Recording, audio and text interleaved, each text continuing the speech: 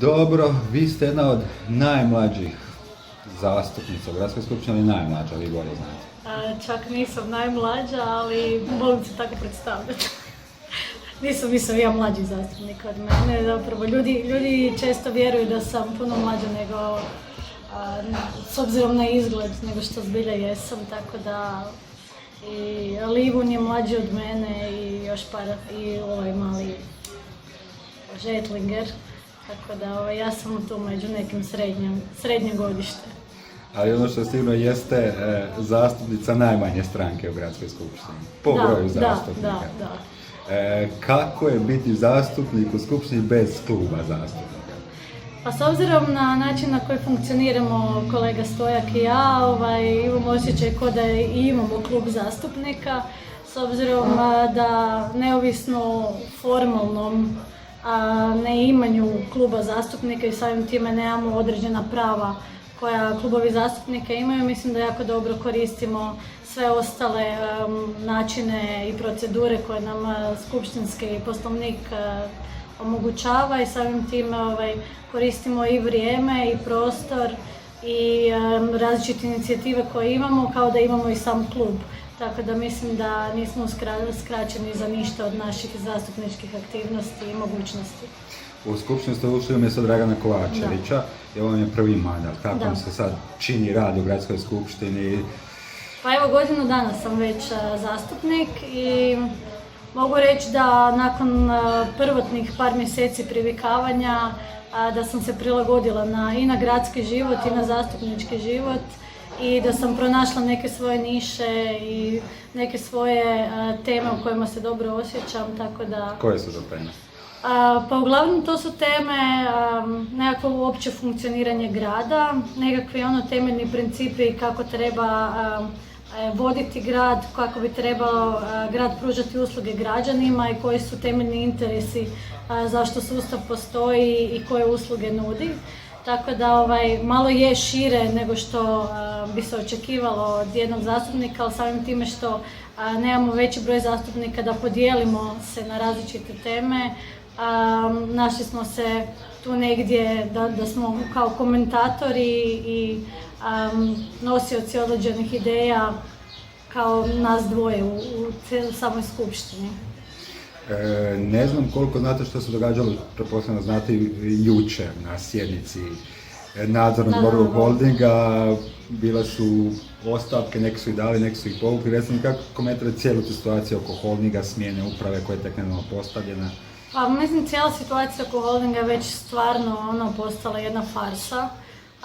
Od samog početka rada nove uprave do sad svih aktivnosti vezanih uz smjenu uprave, pa onda uz rasprave u nadzornom odboru i vidimo da tamo stvari definitivno ne funkcioniraju i čekamo konačno neko rješenje, ali mislim to je temeljna gradska firma, znači to je glavni pružatelj usluga u gradu i ne možemo si dozvoliti da jedna takva institucija, zapravo gradska, ne funkcionira i bavi se čistim politikanstvom i zapravo nema ni glavu ni rep.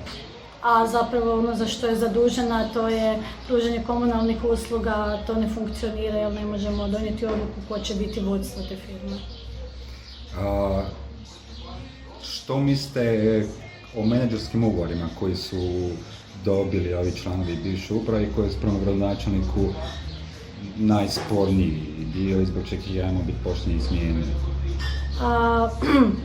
Pa menadžerski ugovori su dio dogovora između gradonačelnika i uprave holdinga, tako da ono što je način na koji su to oni dogovoreni i način na koji su postavljeni ti uvjeti je očito nešto s čim nismo bili upoznati niko, ni javnost, ni mi zastupnici, tako da s obzirom da je tada bila vršiteljica dužnosti Sandra Švaljak, ona očito ima više saznanja o tome kao i gradonačelnik Bandić sada i mislim da zapravo ili ćemo transparentno postaviti stvari i pokazati o čemu se zapravo radi ili ćemo i dalje smjenjivati konsekutivno uprave i uprave bez zapravo davanja javnosti i bilo kakvih informacija o čemu se ovdje radi. Predsjednik Skupštine Darinko Kosor jučer najavio čak da će on tražiti odgovornost privatnom imovinom nekih članova nadzornog odbora i Skupštine ako se isplati te otpremnine. Što vi o tom mislite? Pa mislim, bilo kakve takve teze su meni zapravo deplasirane, jer ono što se događa u holdingu treba biti razriješeno sa krajnjim interesom da ta firma počne funkcionirati. I zapravo mislim da nas ne treba toliko ni zanimati ni nikakve premije, ni ugovori, nego da firma počne funkcionirati, da se nekakvi strateški planovi postave, da se restrukturiranje holdinga postavi. Bile su različite inicijative i koje nisu bile loše, ali od tada do danas zapravo samo cijelo vrijeme raspravljamo o kadrovima, raspravljamo o međuljudskim odnosima i raspravljamo o stvarima koje nikad nisu takle u sadržaj njihovog posla. Znači, pružanje usluga građanima. A treba li uopće grad imati u svom vlasništvu jednu tako veliku tvrtku? Pa ja osobno smatram da ne. Mislim da razlog zašto se uopće okrupnio holding je bilo da se olakša poslovanje pojedinih podružnica. Mislim da je tih podružnica sve u svemu previše, da neke tih usluga nisu uopće usluge koje grad treba nuditi svojim građanima, tako da dio podružnica mogu odmah ići u privatizaciju, što je bilo i u jednoj od strategiji reforma holdinga je bilo i ponuđena takav prijedlog. Na kraju se nije baš zbog ovih stalnih previranja oko toga ko je uprava, ko nije uprava, ko je nadzorni odbor, koliki su ugovori. Mi već 1,5 godinu skoro stojimo sa bilo kakvim reformama i bilo kakvim preustrojem holdinga i samim time pruženjem usluga građana koje zaslužuju. Koje bi vi dijelove privatizirali? Pa za početak knjižare i ljekarne. Ako ćemo krenuti minimalno. A osobno, s obzirom da sam pogledala i različite gradove Europske unije kako funkcioniraju, možemo zapravo napraviti sve bazirano na nekakvim analizama zapravo potreba građana grada Zagreba. Ne moramo, samo zato što nešto funkcionira u Europi ne znači da bi bilo funkcionalno i ovdje, ali recimo u Hagu su privatizirane i određen linijski prijevoz. Autobusne linije, privatizirane su i neke usluge u komunalnom sektoru, tako da zapravo potrebno je jedno dubinsko istraživanje koliko je tržište spremno za pružanje nekih usluga koje trenutno pruža grad i zapravo da li imamo nekakvog povoljnijeg i kvalitetnijeg ponuđača na tržištu i samim time možemo rasteretiti grad od pružanja određenih usluga koje sad ima u portfoliju, a nisu zapravo temeljne usluge grada. Spominjali smo i predsjednik Gradske skupštine Darinka Kosora, koji je predsjednik HSLS-a.